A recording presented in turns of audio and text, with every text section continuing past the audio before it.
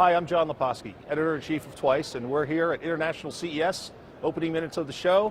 We're here to talk about what's exciting with some of Twice's top expert editors. So last year's show was kind of the birth of 4K.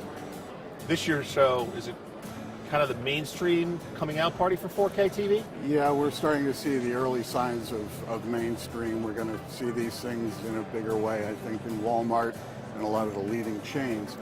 But what's interesting at this show is what's coming, because we're starting to see already prototypes for 8K televisions. Now, how far away is that? It's hard to say. In Japan, NHK is starting the early stages of the 8K broadcast standard. So it's going to catch on there first, I would imagine, and shortly thereafter we'll start to see it here in a commercial sense. So what we're seeing this year at the show are alliances starting to form among the manufacturers to discuss this new chapter. Wider color gamuts, high dynamic range, all kinds of great things that are going to make a 4K picture today even better. And one of the big issues with 4K is there really isn't that much to watch in native content. So what manufacturers are doing now is supplying camcorders so they can go right from the camcorder to the 4K television, and the quality is spectacular. On the plus side, the price of those camcorders is getting much more affordable. One of the announcements yesterday was from Sony, where they actually have a 4K camcorder for $1,000 or less, which is half the price of what it was last year.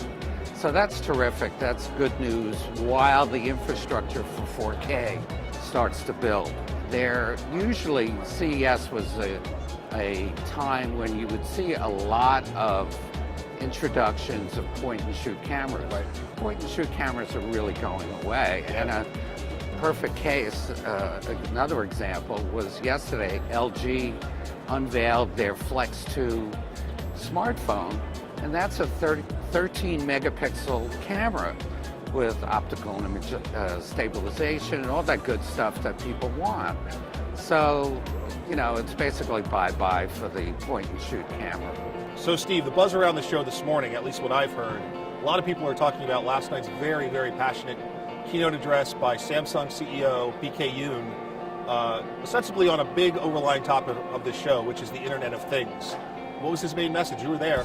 His main message was collaboration between all different industries to come up with realistic, blood and guts, everyday technology and how it can help lifestyles.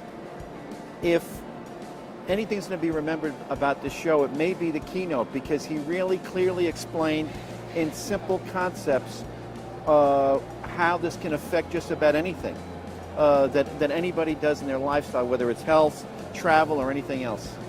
So maybe it's a misnomer. Maybe we shouldn't be calling it the Internet of Things. Maybe we should be calling it the Internet of Us, or the Internet well, of People. It's funny you mention that, because one of the quotes in his speech was that the Internet of Things sounds like a robot's lullaby or something like that.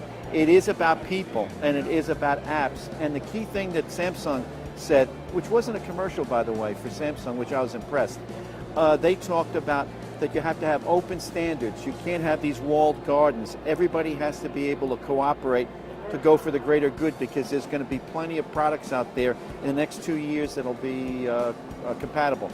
Well, our editor, Alan Wolf, at this morning's Retail Roundtable said something that I thought was very prescient about that. He said, maybe we should change the name from the Consumer Electronics Show to the Connected Electronics Show.